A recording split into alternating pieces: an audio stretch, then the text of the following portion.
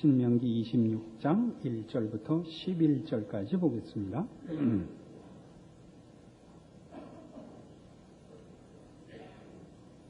네 하나님 여호와께서 네게 기업으로 주사 얻게 하시는 땅에 네가 들어가서 거기 거할 때에 네 하나님 여호와께서 네게 주시는 땅에서 그 토지 모든 소산의 만물을 거둔 후에 그것을 취하여 광주리에 담고 네 하나님 여호와께서 그 이름을 두시려고 택하신 곳으로 그것을 가지고 가서 당시 제사장에게 나아가서 그에게 이르기를 내가 오늘날 당신의 하나님 여호와께 구하나이다.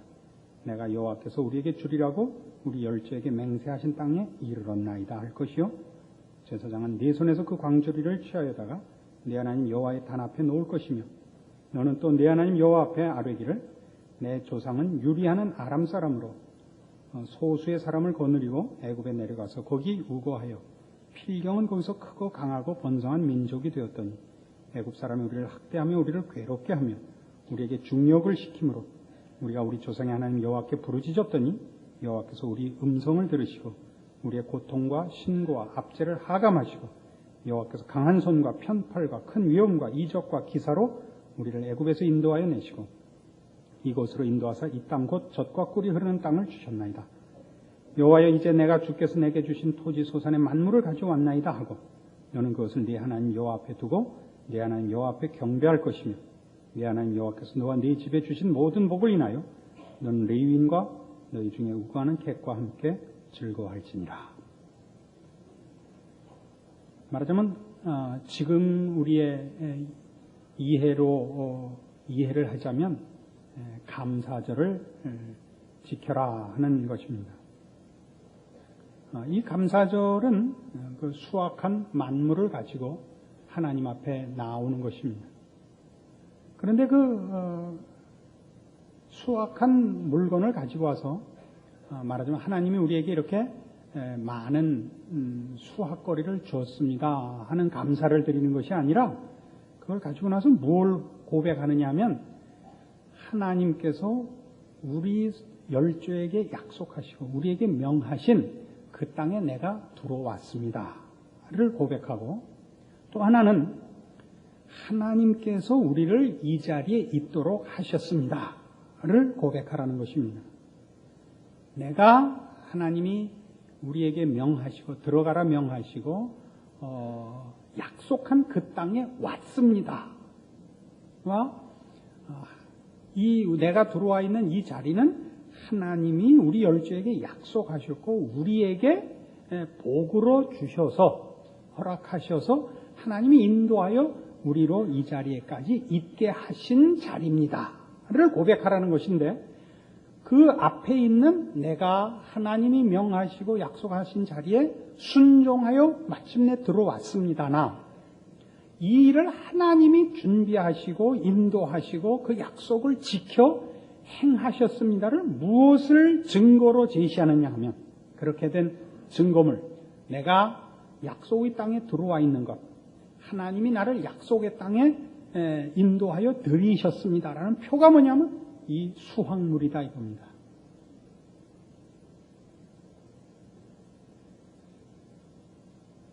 우리는 앞에서 지금 그 26장 오늘 보잖아요. 그 앞에 25장 17절에서 그 19절까지 있었던 게 아말렉 사건이었어요. 지난 수요일에 우리 확인했던. 근데 이 아말렉 사건을 놓고 우리가 뭘 말하자면 이 사건을 그냥 이렇게 이해하는 건 성경을 그 해석하는 방법으로는 조금 정석적인 그 해석 방법이 아니지만 성경 전체의 사상을 놓고 볼 때는 이런 식의 영해도 한 번쯤 가능할 수 있다라고 하면서 제가 소개한 게 아말렉을 치는 것은 아말렉은 애굽을 나오지 않으면 안 만나는 족속이라고 그랬죠. 애굽을 나와서 또 가나안을 들어가려고 할 때 그 앞을 막아선 것도 아말렉이었죠. 아말렉은 말하자면 우리 옛사람이요. 혹은 성경식 표현을 하면 우리의 육체라 그랬습니다. 그때 말하는 육체는 죄와 세상의 원리를 상징하는 것이라 그랬죠. 그러니까 성령을 쫓고 하나님을 쫓기 위해서는 즉 약속의 땅에 들어가기 위해서는 옛사람과 세상을 벗어 던져야 되는 것입니다. 애굽을 나와야 가나안을 들어가듯이 육체를 떨쳐버리는 것이 말하자면 성령을 쫓는 것이 되는 것입니다. 그럼 마찬가지로 오늘 그 같은 맥락에서 26장에 왜 이 감사절 얘기가 나오느냐 하면 너희가 육체를 던져버리고 성령을 쫓으면 애굽을 나와서 가나안 땅에 들어가서 마땅히 수확거리가 있어야 된다. 이 얘기가 되는 것입니다. 그러니까 나는 죄 짓지 않았다가 전부가 아닌 것입니다. 죄를 안 짓는 것은, 육체를 쫓지 않는 것은 육체를 쫓지 않고 성령을 쫓기 위하여 육체를 쫓는 것을 거부하는 것이지, 육체를 쫓아가지 않고 또 성령도 쫓아가지 않고 가운데 가만히 있으라는 얘기는 아닙니다. 우리는 어느 쪽이든지 선택을 해야 되지 가운데 있는 것은 아니거든요. 그러니까 우리의 신앙을 점검할 때 죄를 안 짓는 것은 거룩한 삶, 의와 진리의 거룩함으로 지으심을 받은 새 사람을 입기 위해서 옛사람을 벗어버리는 것이지, 옛사람을 벗기만 하고 새 사람은 안 입고 뭐라 그래요, 그저 껍질 벗겨진 뱀같이 하고 있자는 얘기는 아니란 말이에요. 그렇잖아요. 이게 오늘 얘기인 것입니다. 네가 약속이 있다. 하나님의 명령을 순종하여 가나안 땅에 들어가면 거긴 수확할 것이 있다. 그 수확할 것을 내놓지 않는 한, 그것을 손에 갖고 있지 않는 한 너는 가나안 땅에 아직 안 들어간 것이다. 이런 얘기가 됩니다. 그래서 지금 신약적으로 표현을 하자면 로마서 6장 이런 얘기가 되죠.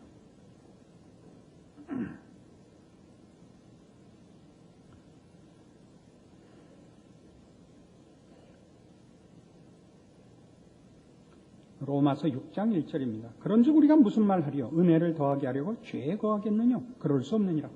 죄에 대하여 죽은 우리가 어찌 그 가운데 더 살리요? 무릇 그리스도 예수와 합하여 세례를 받은 우리는 그의 죽으심과 합하여 세례받은 줄 알지 못하느냐? 그러므로 우리가 그의 죽으심과 합하여 세례를 받음으로 그와 함께 장사되었나니 이는 아버지의 영광으로 말미암아 그리스도를 죽은 자 가운데서 살리심과 같이 우리로 또한 새 생명 가운데서 행하게 하려 함이니라. 우리 구원을 논할 때 어떤 오해가 있냐면, 구원은 원칙적으로 따져 들어가면 우리와 상관없이 우리에게 일어난 결과란 말이에요. 하나님께서 우리의 죄를 예수 그리스도에게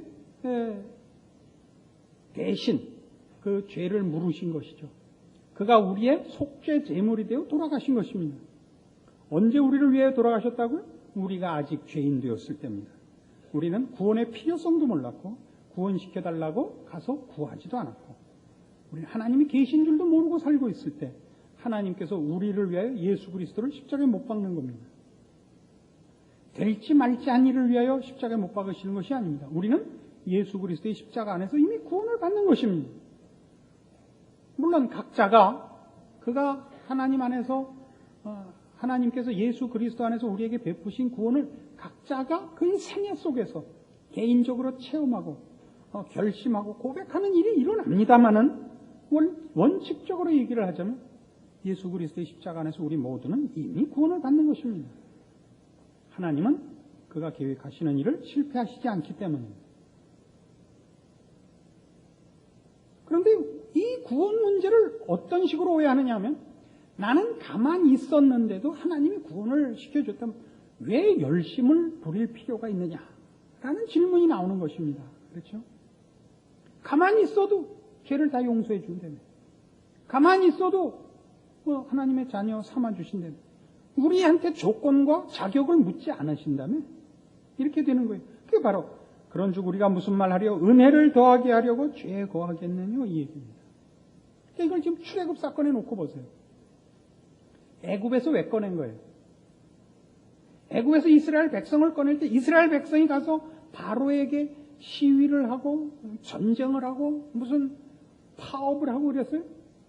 더 이상 이런 식으로 우리를 착취한다면 우리는 다 굶어 죽겠다라든가, 무슨 죽일래면 죽여라 이런 걸 안 했어요. 하나님이 가서 바로에게 내 백성 놔라 해요.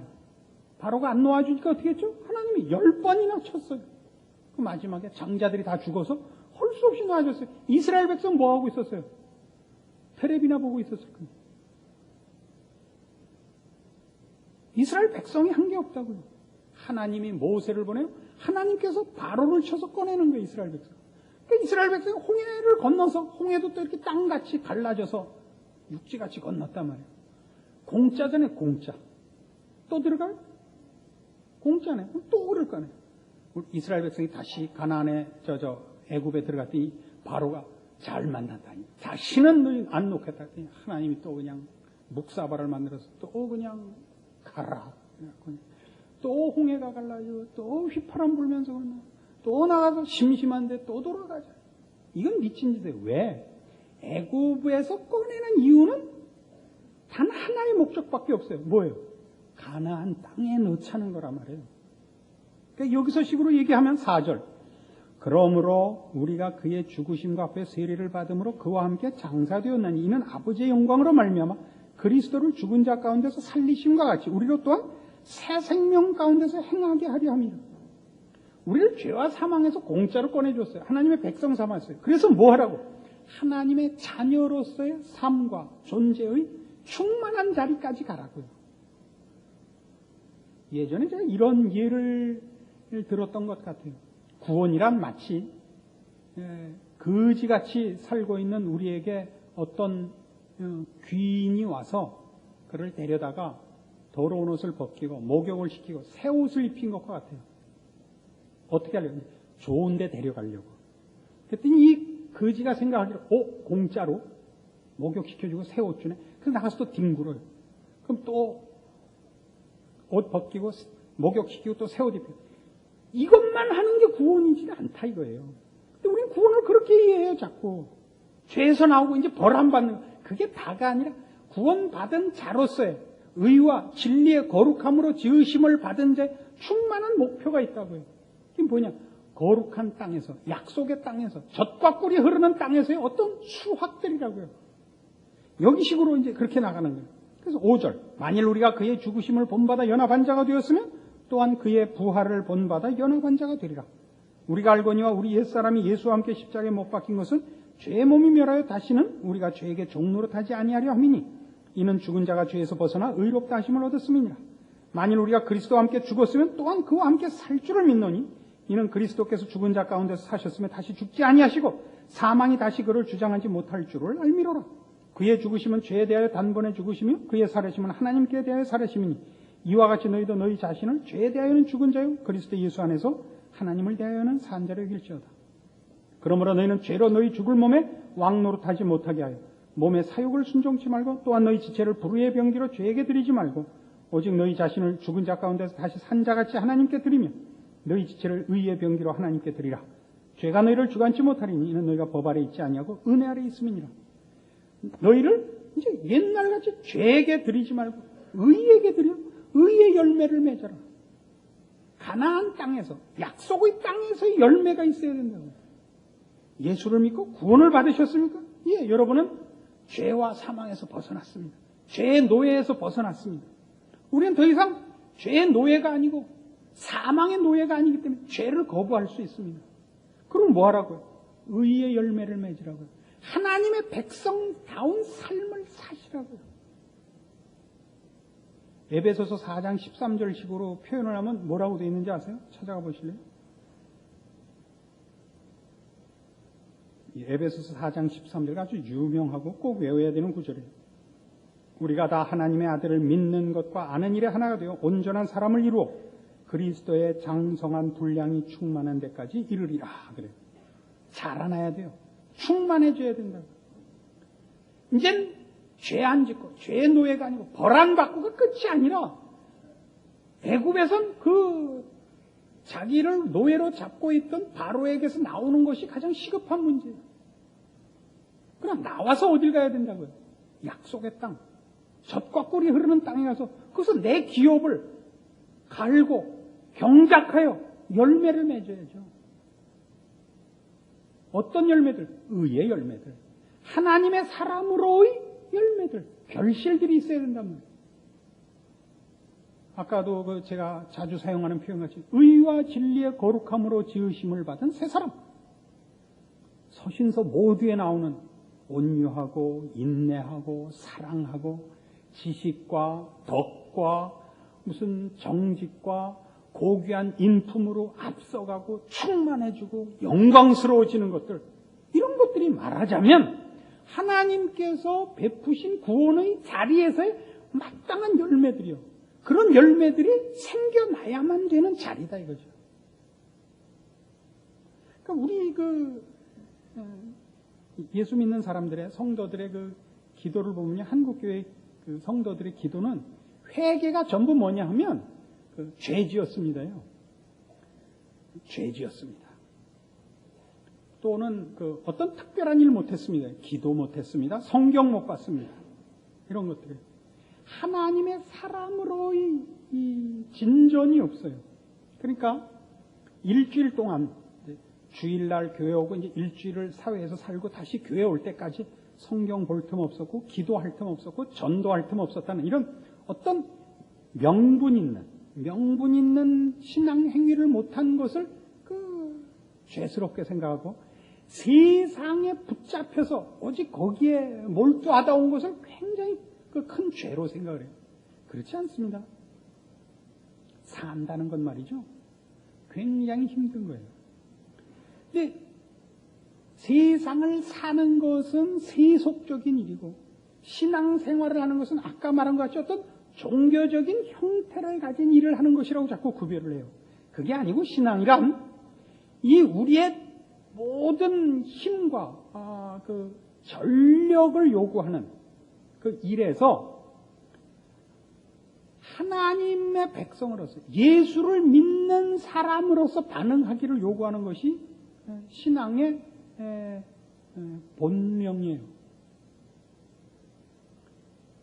정직하고 성실하고 하나님을 믿는 사람으로서의 사랑과 또는 긍휼과 또는 배려와 아량을 갖고 사는 거예요.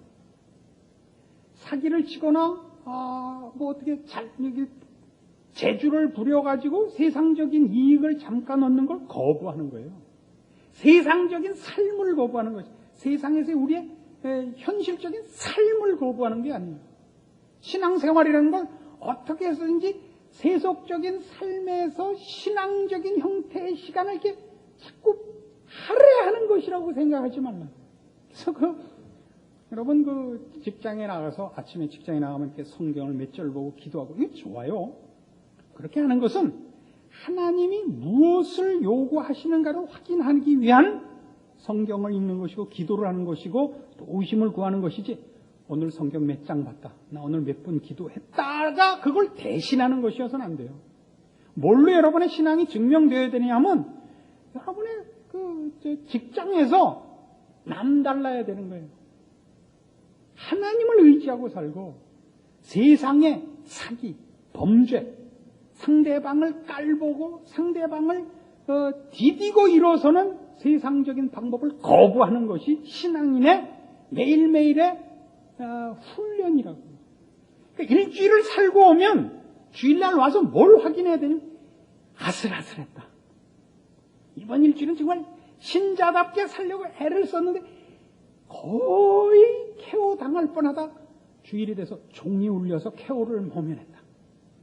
이런 마음이 있어야지 일주일 동안 한 번도 성경 볼 틈이 없었습니다. 그거는 뭐냐 하면 우리의 삶이 하나님이 우리에게 가정을 말하자면 꾸리고 회사에 나가서 먹을 걸 위해서 애쓰는 일들 속에서 신자로서의 개념과 시각과 그 자각을 한 번도 안 했다는 뜻이에요.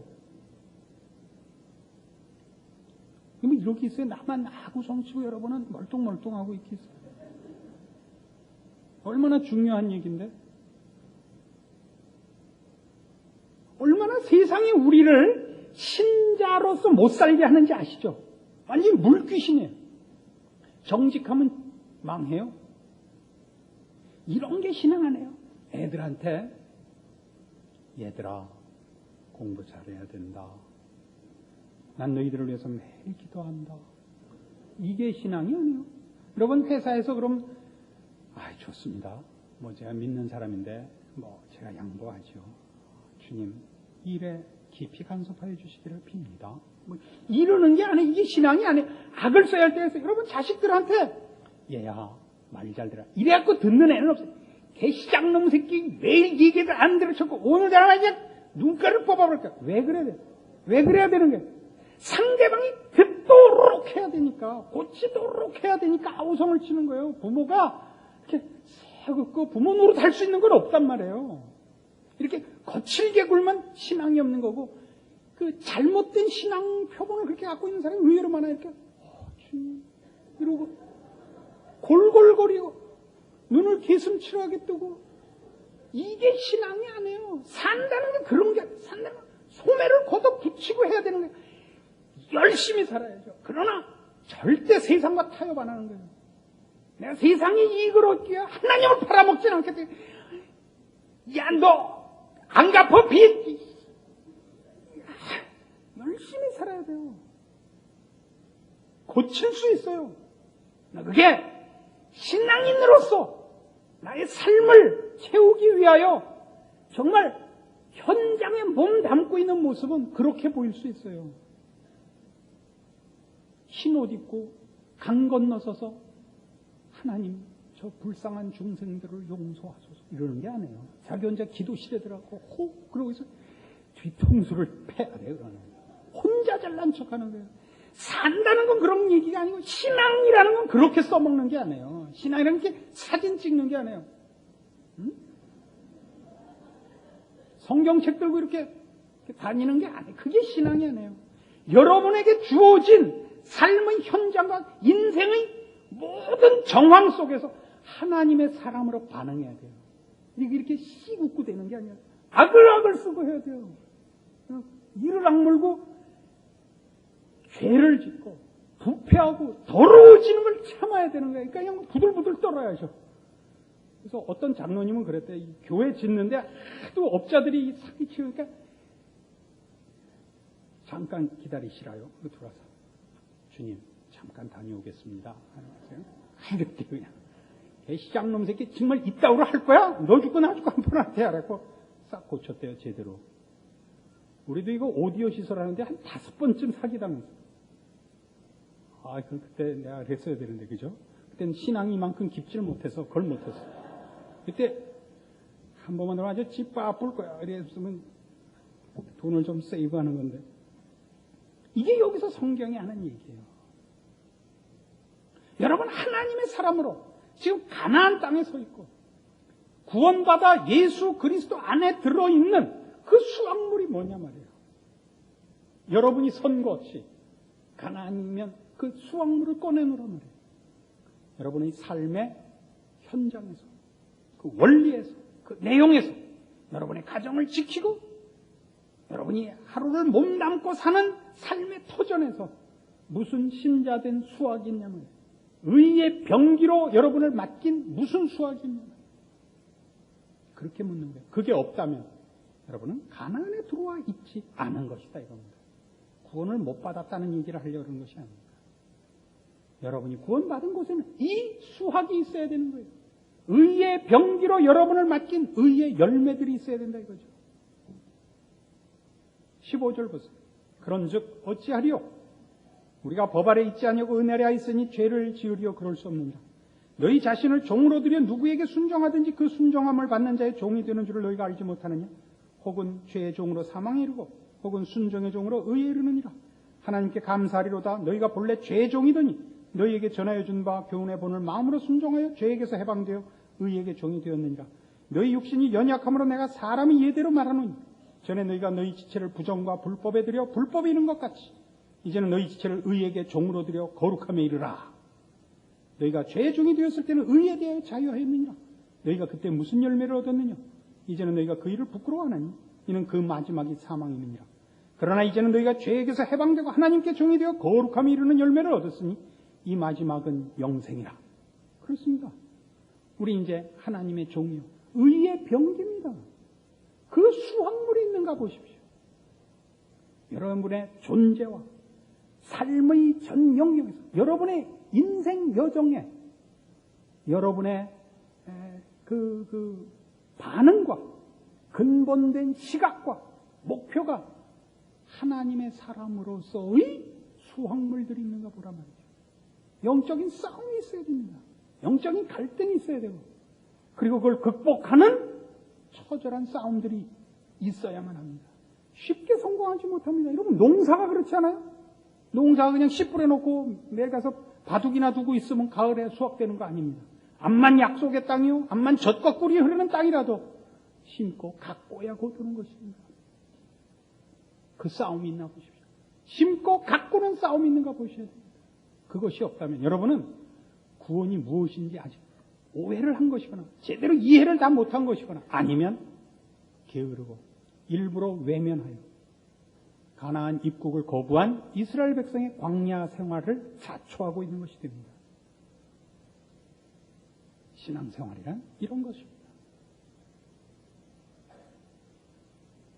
죄가 여러분을 주장하던 때에서 예수 그리스도의 십자가로 벗어난 하나님의 백성으로 부름받은 자들이 하나님의 자녀된 내용과 성장과 그리고 열매를 마땅히 확보해야 되는 책임 있는 자리요, 복된 자리입니다.